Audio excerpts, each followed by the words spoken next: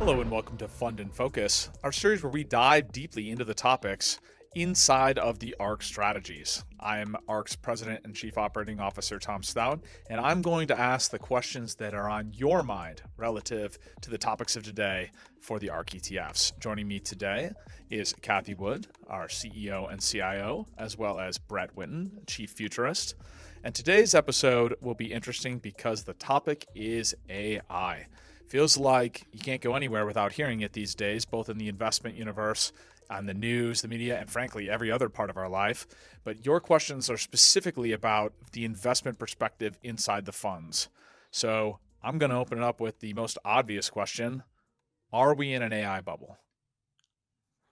I'll jump in first, and then I'd love to hear Kathy, your perspective. So I think that everybody is asking that question, one, and as Kathy will allude to, that's an important consideration. If everybody's asking about a bubble, it's hard for it to be a bubble. Two, you took my punchline, Brett. Keep going, keep going. If you look at, I think bubbles occur when you lack in demand for the products that are being offered. And the short answer is we're not in a bubble because we're not in an oversupply scenario yet. At some point we might be, but right now you have around 1 billion AI chatbot users. That's a little more than 15% of smartphone users globally. And that's likely to go to the 4 to 5 billion range by the end of the decade. So you have a 5x increase in users coming, and the underlying tools are getting, we think over a couple of years, at least 10x more powerful for knowledge workers that use them. So a 5 times increase in the number of users times a 10 times increase in the value of the tools that they're using would suggest that you have kind of 50 times more capability that's going to be delivered to users. And that can support, right now, AI foundation model companies are collecting on the order of $30 billion in revenue.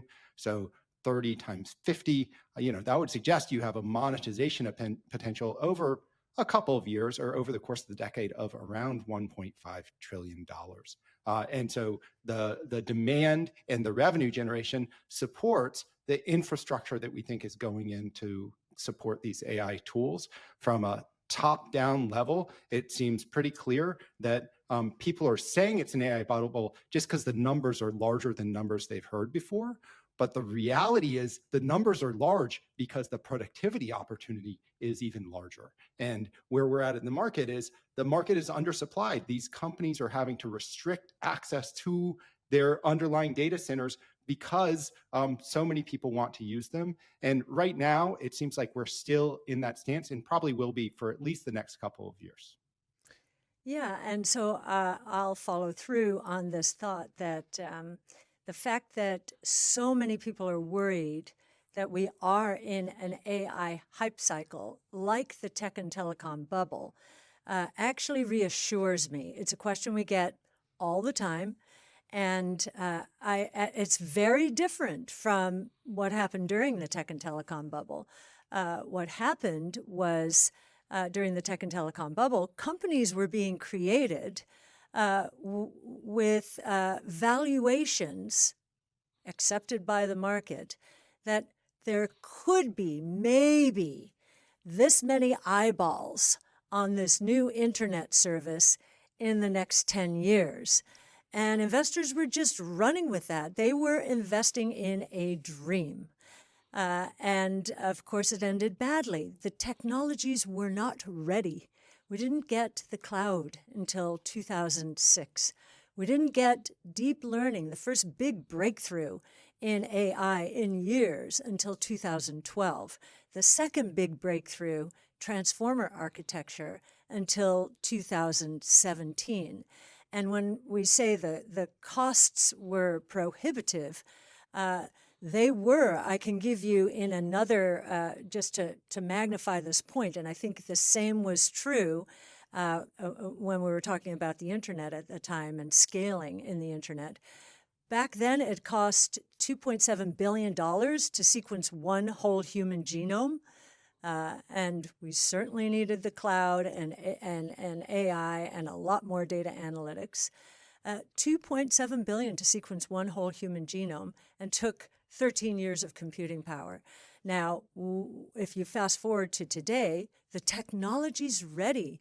The seeds that were planted in the 20 years that ended in the tech and telecom bubble have been germinating for 25 to 30 years. They are beginning to flourish now. As we're seeing with ChatGPT, that was the moment people began to understand. And that was just 3 years ago. They're beginning to flourish. This is the very beginning.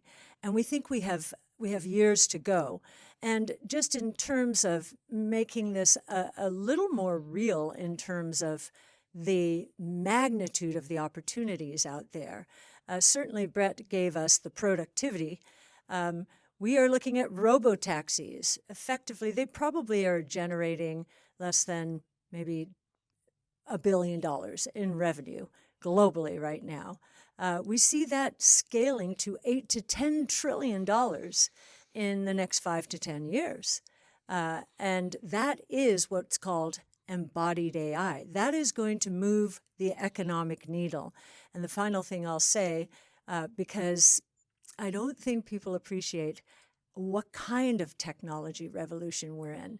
It truly is a revolution, and we have not experienced one of them in our lifetimes. We think we have because of the PC and the internet and mobile, but we have not. You have to go back to the late 1800s, early 1900s to see a technology revolution. 3 platforms at the same time: internal combustion engine, telephone, and electricity. Today, we have 5 innovation platforms. AI, the biggest catalyst of them all, accelerating them all: robotics, energy storage, AI, blockchain technology, and multi-omic sequencing. And so, again, I don't think people understand how big this technology revolution is and how long it's going to last. Yeah, and I just want to pick up on one thing. I'm going to go back forward in time to the internet bubble, which is what people like to compare to.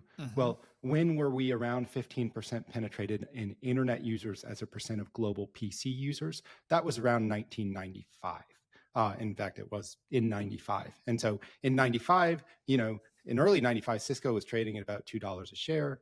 Intel was at about $7 a share. They both had, 10 to 20x runs ahead of them through the end of that bubble. And then if you look at what happened is their prices collapsed, as we're all well aware, but they didn't collapse back to $2 or $7 a share. It was something like 3 times or 4 times higher than that, where they stabilized post the collapse. So as Kathy mentioned, there's the opportunity for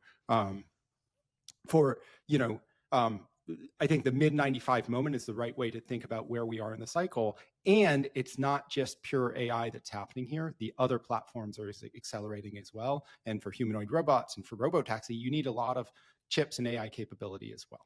So I think that's an interesting point, Brett. So I'd like to dig into that. I think, you've laid out the case. Part of the reason it's not a bubble is because it's actually real this time, where a lot of the bubble was never real to begin with. But, building on the last point you made, and really the first point you made, I think, is really talking about how the penetration levels here are very earlier than people think they are, even when they're trying to make the bubble claim. When people are looking at that, I think the counterpoint that they would say to you or try to raise to you is obviously some of the valuations that they're seeing in these names. And obviously these, in many cases, are not profitable yet.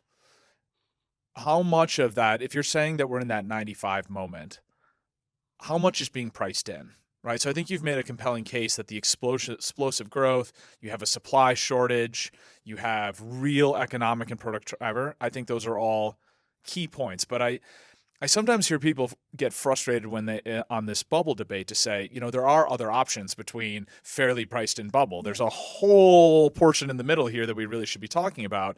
How much of this is priced in? So if you say there's still growth, how much of where you think this is going is already in these names? So I'll start on this one, Brett, if you're okay with that. Sure. So one of our disciplines at ARK is to assume that whatever premium valuation a stock in an exciting area, whatever premium to the market it's selling, at which it's selling, that premium is going to disappear over the next 5 years, even though we just told you we think this has just started. So we assume that premium is going to disappear or compress significantly. And our analysts and the entire investment team have to believe that the revenue growth and margin expansion that these companies are going to be able to deliver will overwhelm that valuation compression.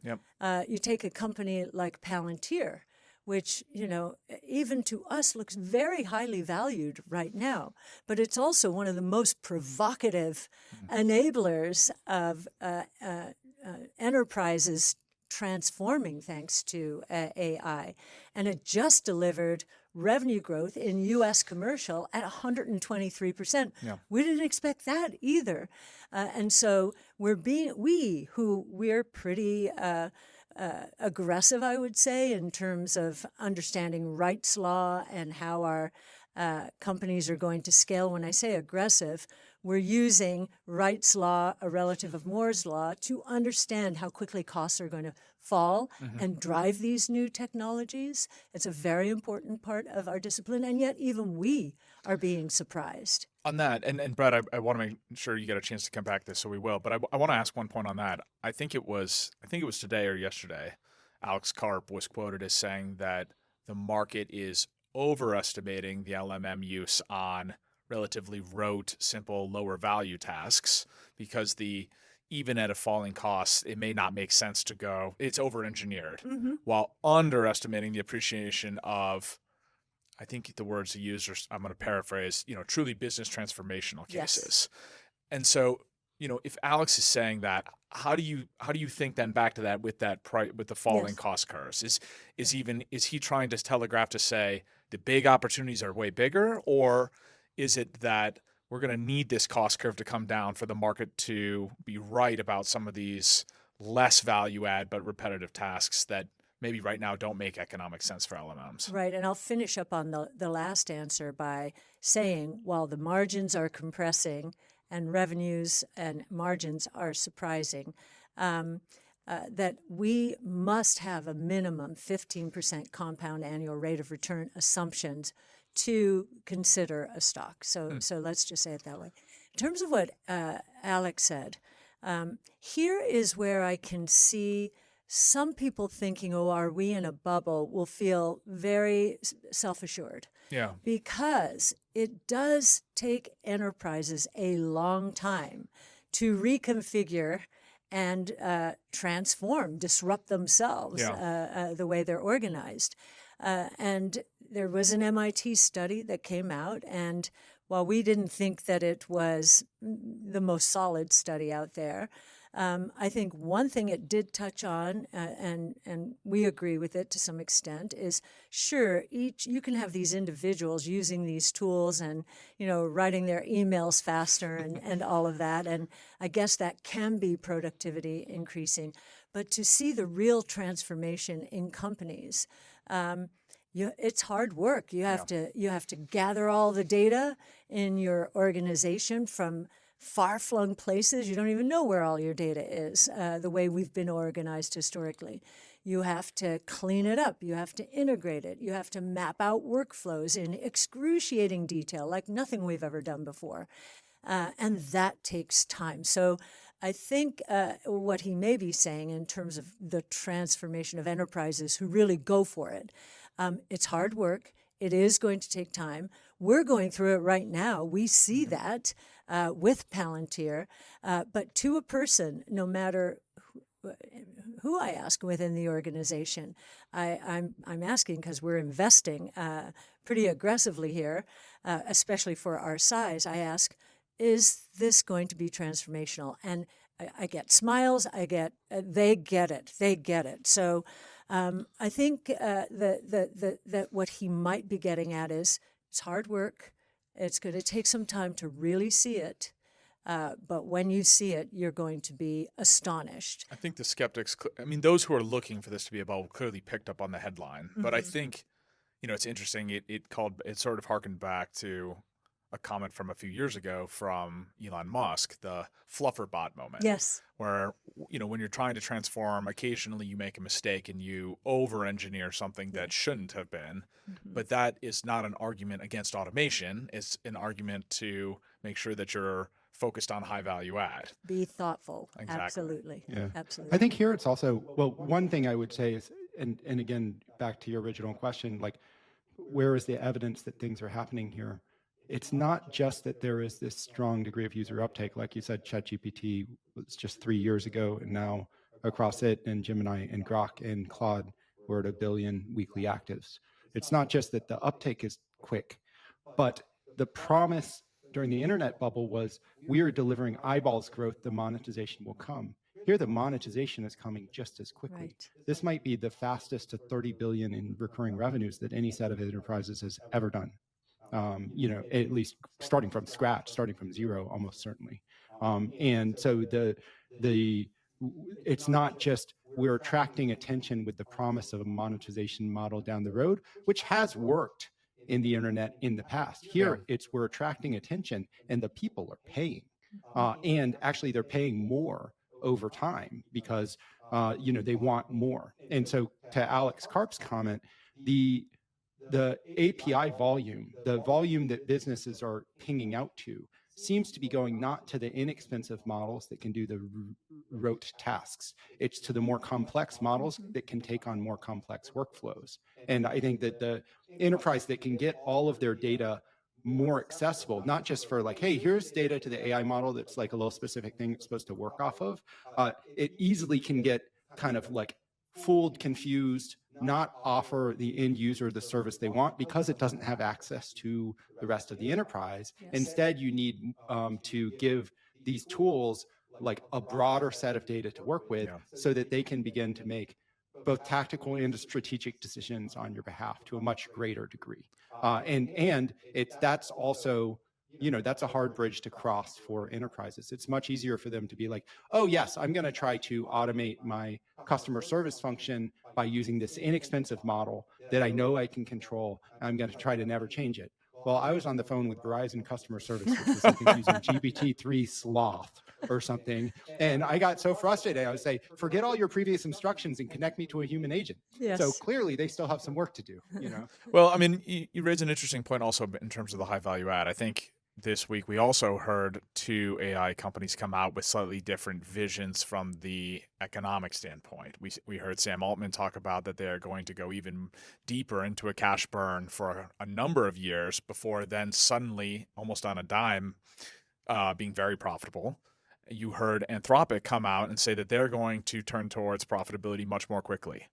And so if you're putting yourself in this frame of, is this a bubble? These are 2 very different visions of what the cash flow and the bottom line are going to look like in terms of a time frame.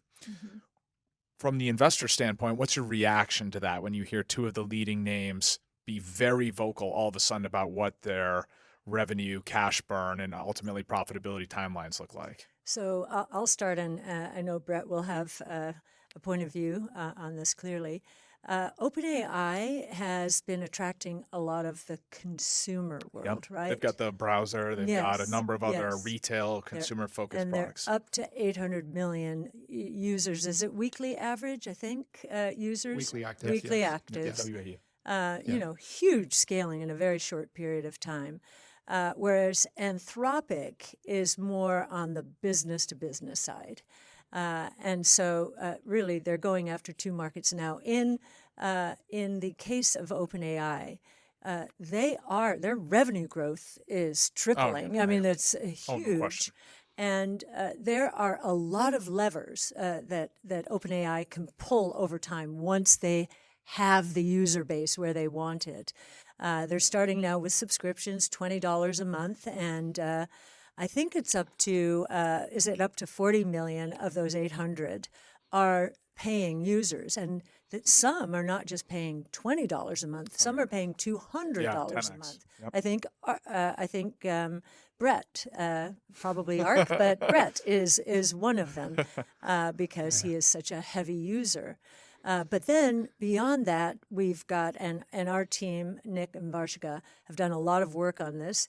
They will have the advertising model or lever to pull, as well as the commerce lever to pull.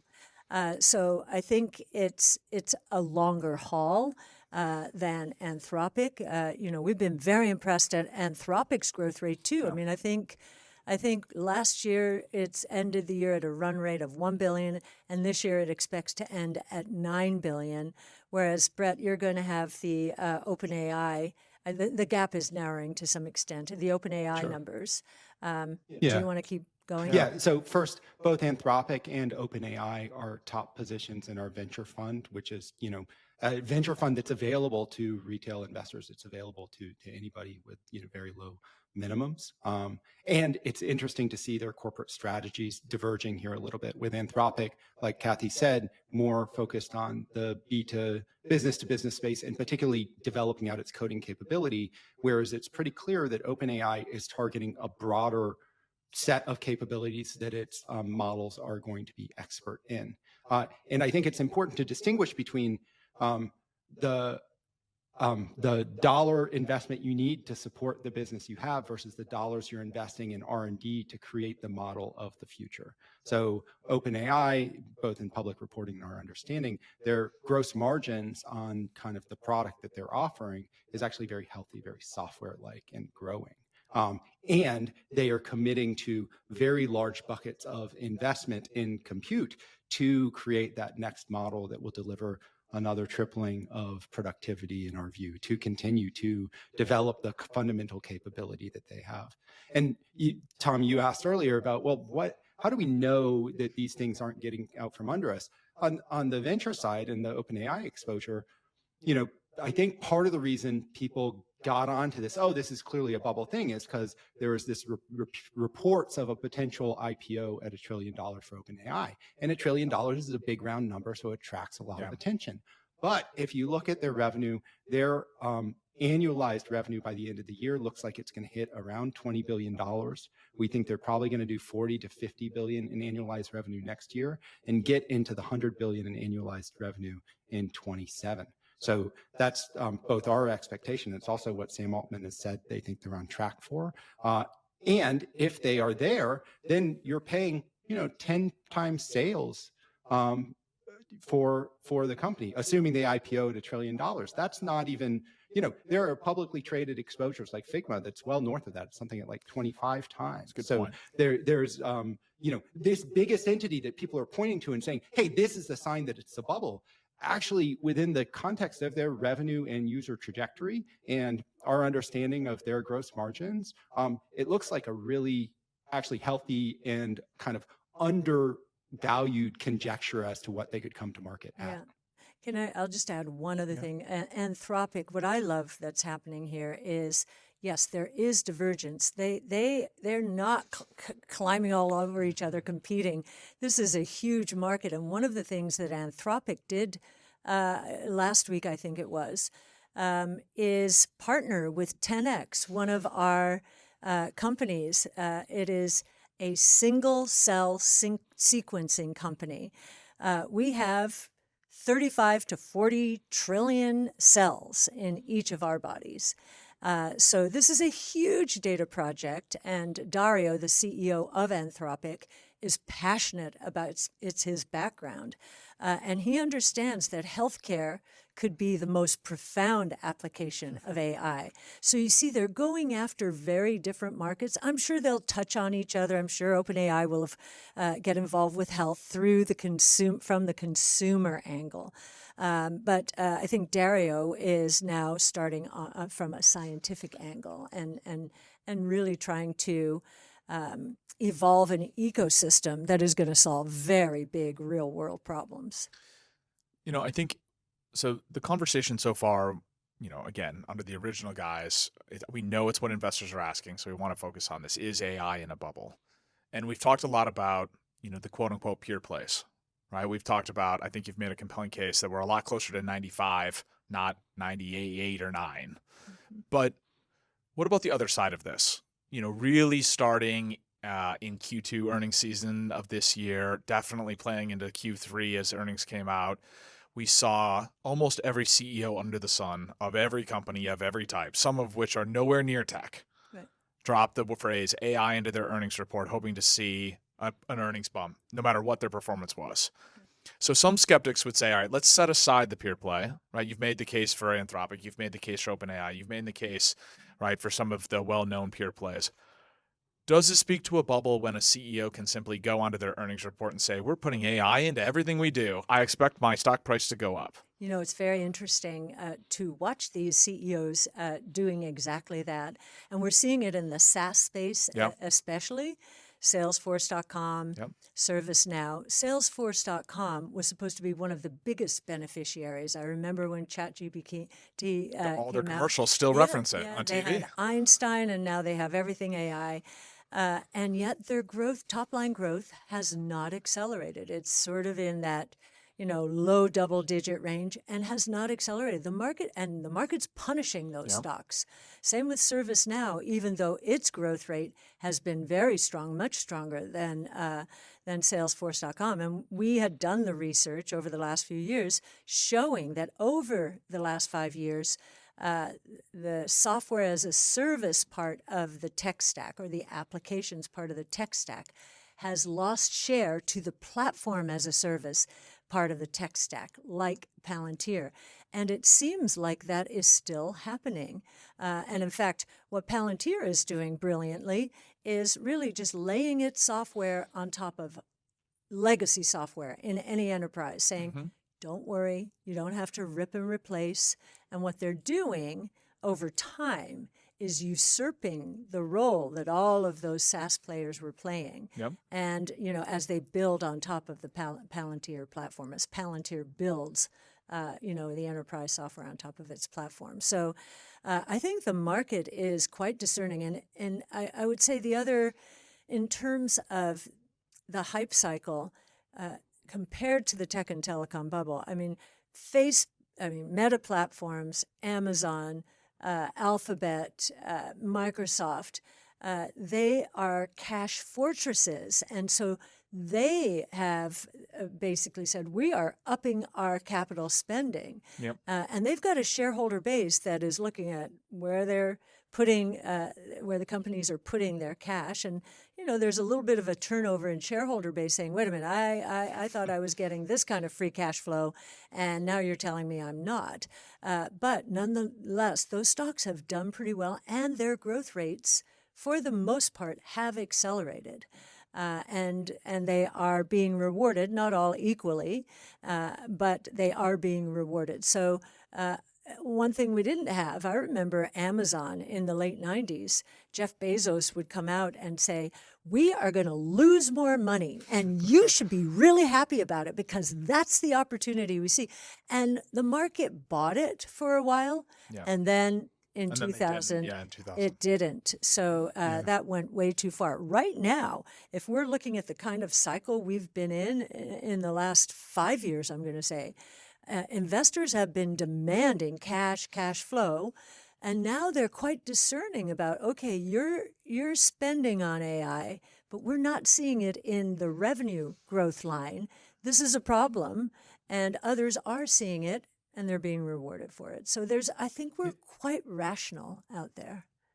I think also people don't remember or didn't live through how crazy the late 90s were. Like in 2000, you had more than an IPO per trading day. And that would quadruple. Quadruple on the first day, or quintuple. I was there. Exactly. I was there. So it's clear. I do think that at some point we will get there. At some point there will be froth, and the activity. I think the people misremember how frantic the activity level can get. And like Kathy alluded to earlier, right now people are so hungry for this to be a bubble because they Yeah. feel uncomfortable. In fact, the big incumbent software providers would prefer it to be a bubble because they're not very well positioned to actually take on this capability. Well, that's actually, I want to build And on that, Brett, before you go anywhere, because you referenced it also. You referenced some of the names that people are very exposed to because what we used to kind of call the FANG stocks are still the top weights in both the S&P 500 and in the NASDAQ. And a lot of expectations. Like if their revenue growth rates slow down, watch out. That's right. And Brett, you just right. And so I think you've covered it from the if revenue rates don't keep up, the market has been punishing those stocks, partly or even largely because of AI being in focus. And Brett, you just made a comment that not all of those are very well positioned. So if you're an advisor, if you're an investor watching this right now, even if you don't necessarily believe everything else, even if you're one of those who are clinging to this bubble narrative, the other way to look at this is, well, where is my money actually? And the flip side of this is, what happens to the market as a whole, given how concentrated the weight in those top names are, if they're not as well positioned as you suggest?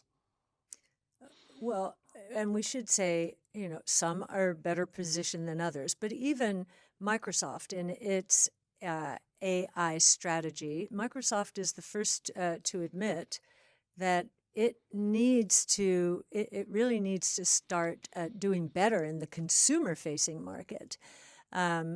We can pick out each one of them has kind of a weak spot, perhaps, although being made up in 3 of those cases by cloud spending that has been accelerating here. And as Brett said, the data center space, there are just shortages. Elon Musk in his annual meeting, talk, said, there are 2 areas of massive shortage in this new age: chips, and electricity.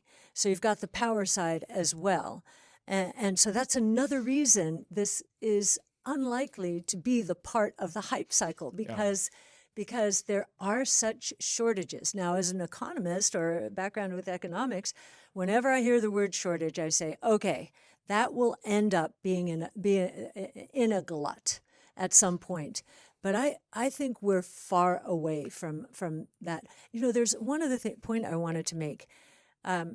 If you look at the acqui-hires that Mark Zuckerberg is now famous for making in terms of, and that could become an Achilles heel in some ways as well. Some of those. Maybe just describe acqui-hires just in case somebody watching doesn't know what that term is. Acqui-hire. So Mark has gone to companies like Scale AI and just plucked the CEO out and brought him on board for $100 million reportedly in comp schemes.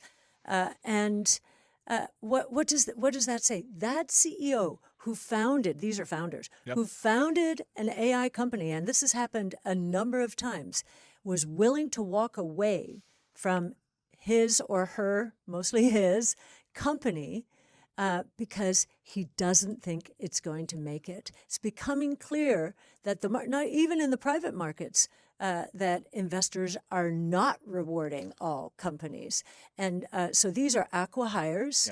And effectively, I mean, I don't know if all of them are going to fail, but I would put the odds of them succeeding at very low. So there's discernment out there, even in the private markets.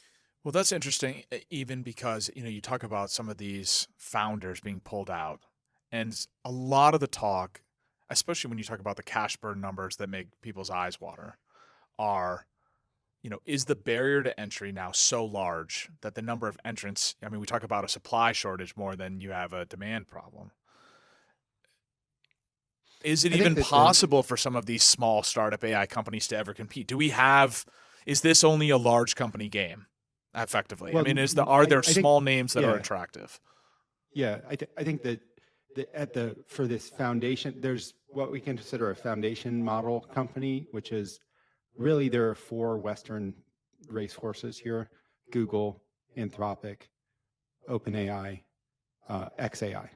I think that's it, and they're competing for a pie that we think by 2030 will be worth $15 to $20 trillion. And so I don't think it's going to maybe winner take most, but it may be they're able to split it up through specialization, through one being more business focused. But I think that they are going to kind of dominate that part of the value chain. Then there's this platform as a service layer, as Kathy's alluded to, and there probably will be consolidation in that platform as a service layer with Palantir really well positioned. That's a layer that we think is of almost equal size to that foundation model layer. Those two layers are providing tooling that allow other people to build applications on top of them without committing to the big CapEx numbers. So, you know, if you look back even at the rise of Windows, there was this idea that the operating system is doing all the hard work, and therefore the application layer is going to disappear. Nobody's going to be able to differentiate on applications because the operating system is figuring out how to do all your windowing and how to move your mouse around. That's so hard. Like, what other stuff will you need out of a computer rather than that? And as it turns out, it just creates the seedbed on which all of these applications, people attacking specific verticals, can build interesting businesses. And I think it's likely to occur similarly here. Now, along the way, there will be a lot of businesses, they take a shot, and, you know, like Windsurf, which went up against Cursor and kind of ran out of money, ran out of runway. They got acqui-hired out of the spot because they didn't get to market and to scale. So there's no guarantee that you win. But I do think that the reason that some of these software as a service names are having trouble delivering top line growth is because their top line is being taken by extraordinarily fast. And in fact, if you talk to the venture community, faster than they've ever seen revenue growth in specific vertical enterprises that are just really laser focused on using AI to attack those verticals. And some of those will probably scale to be very meaningful businesses, and they don't have to invest in the R&D compute that OpenAI is investing in order to deliver this capability to end users. And I'll add one more thing there. I get the question all the time, you know, parents whose children are graduating from college, that unemployment rate has been going up. Yeah. Lots and lots of concern about that. What I usually say is you tell your child to go for it in AI. What business? Well, apparently the duration of unemployment these days is roughly 30 weeks. Okay, if you have 30 weeks to go keep interviewing, also start learning about AI, start vibe coding, and start talking to ChatGPT and start building a business that you're just passionate about, even if it's just to learn about AI. I think we're probably moving into a world where entrepreneurs, thanks to all of the tools that are out there, and many of them free to start, they're going to be able to build businesses and have independence as entrepreneurs that even they didn't understand or didn't dream about. But this particular situation put them into a place of opportunity. Go for it. Just go for it. That's what I keep telling all the young people. The cost of innovation is collapsing. And just use those tools and vibe code and, you know, build your business. You can experiment, say, this is the business I want to build. Again, you have to become expert at prompting exactly what you want to build. This is what I want to build. Help me build it from here to there. And it'll get stuck and it'll get stuck. But you'll learn so much along the way. And maybe at the end of it, you'll have your very own business. Yeah. And so there's a topic that, like Kathy's alluded to a few times, but I think it's important to understand here with regards to both the set of opportunities out there for potential young people who are trying to figure out what to do, and whether or not we're in a bubble. So if we say, if it were just, hey, these are AI tools that are going to just be in language space, they produce like language for you, and basically the kind of stuff that Anthropic and OpenAI are directly investing in, then yes, not in a bubble now, but at some point over the next couple of years, we would probably begin to get overbuilt. But embodied AI requires even a lot more compute. Tom, you said we talked about most of the AI exposures. We haven't even talked about Tesla. Tesla is the largest AI project in the world, right? But it's in the embodied robotics space. So it's robo-taxis, it's humanoid robots, kind of all of the stuff you can do more easily in coding space to create apps today also translate in your ability to create robots that can run around and do things for you. I heard about a tennis practice playing robot that a startup is launching the other day. And you can imagine like actually having a tennis partner that can hit back and forth with you. Right now you have to pay a private coach to do that. And so a tennis practice playing robot, there's probably a niche market there, and the ability to code and make it work is much easier than it used to be. And then after the embodied robotic space, there's everything that's happening in multiomics. We think the cost to develop a drug, to get a drug to market, is going to fall by 75% because of investments in AI, like the Anthropic 10x partnership that Kathy mentioned. And we also mentioned, totally as almost a separate innovation that's getting pulled forward here is the public blockchain space, where stablecoins allow these AI agents to actually directly deploy and allocate resources into the real world. They're going to enable a series of digital wallets. And so kind of there's the pure software space, and people think of AI as like, oh, this is a software game. This is like the tech and telecom bubble where it was eyeballs, here it's tokens.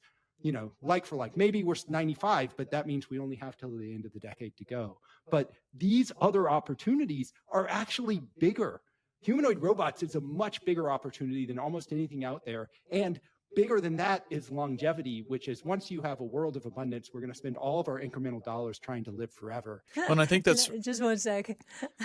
That was great, Brett. I was going to say that's exactly. I was going to say I think that's a good overview, because there are some other funds in the market that say they have 30 to 50 pure play AI names, and I think you look through it and you see a lot of, quite frankly, you see a lot of the S&P 500, you see a lot of the NASDAQ. But I think you've laid out a case that, these opportunities are so much more, which a question we get is which fund at ARK is an AI fund? And I think effectively what you're saying is all of them are AI That's funds. the lens through which we are looking at every company.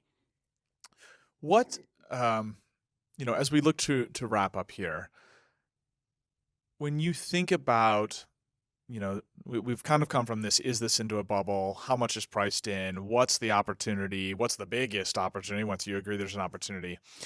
If you take a step back, right, and think about this in a way that an investor is looking at their portfolio, is AI an equity-only story? Is it a growth-only story within equities? Is it a large cap only?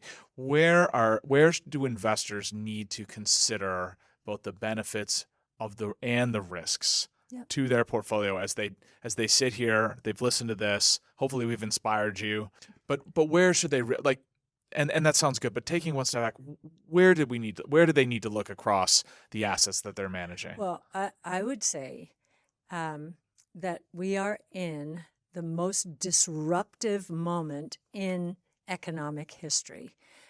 So what does that mean? If you're on the right side of change, the rewards are going to be enormous. If you're on the wrong side of change and your companies are going to be disrupted, that's not going to work out too well. And that's true whether we're talking about equities, and maybe the bigger surprises are going to be in fixed income. I've noticed that a lot of private equity and private credit companies are moving into the software as a service space.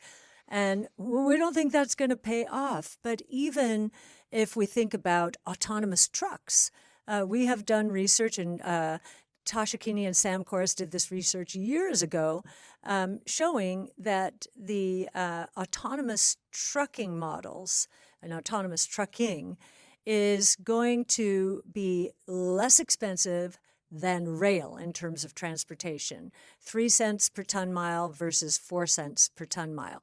Now, Warren Buffett, who's a great investor, don't want to take anything away, but he hasn't had to worry about a stranded asset called a railroad track because they haven't been stranded. But could they be stranded? So yes, I think they're across equities, across bonds, private equity, private credit.